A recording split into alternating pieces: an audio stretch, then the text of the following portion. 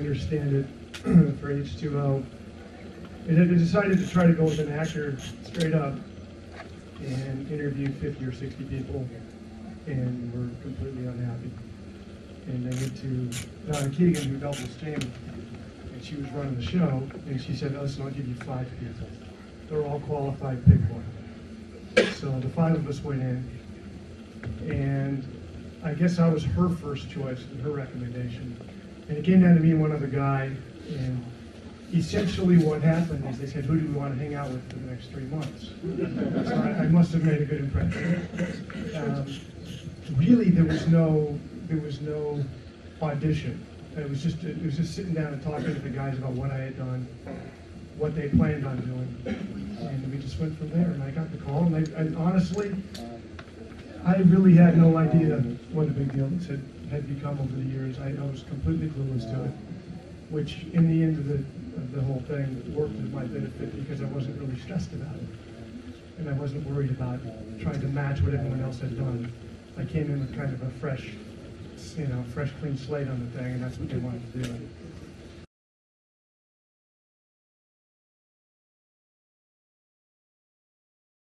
I had kind of a 2-tiered experience. We had a casting crew screening, and the first great thing about that, I mean, it's fun to see everybody again. It's been a while.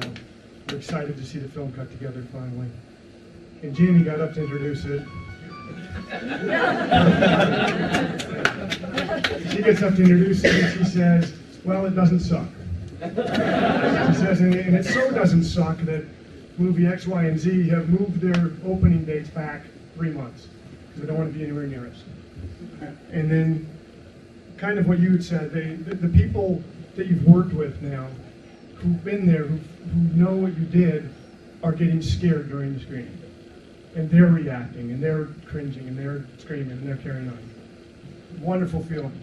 When I went to the theater with a group of about 12 friends when it opened, they sat me in the back in the middle, and they sat 2 rows in front of me.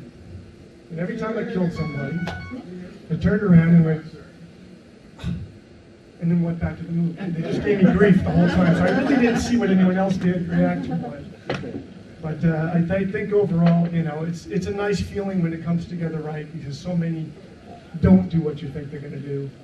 And it's really just, it's a pleasure when it finally comes together and you go, wow.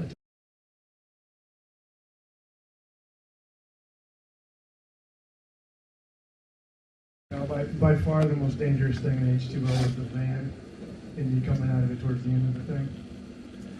We raked up a piece of the ground, get rid of the rocks, make sure I'm not going to hit anything really, really hard.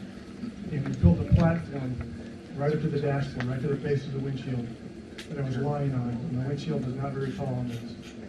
And so I had a little cleat to push off of and hang on, and we came in about 40 miles an hour. Coming up to the spot, and I had to, first of all, you got a mask on, and you can't move that well or see as well as you'd like.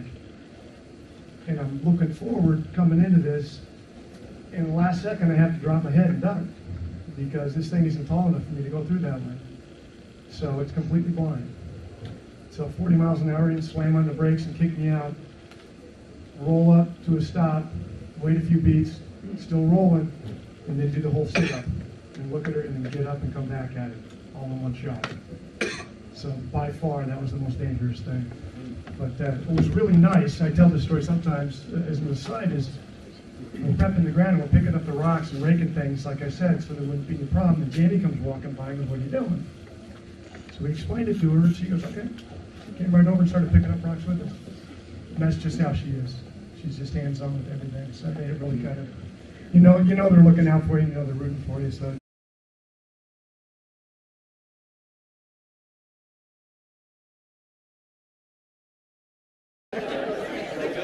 I wouldn't have him say one line.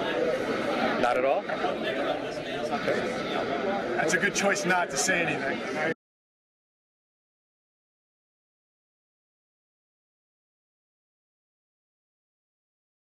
I actually really like the moment when we meet at the window.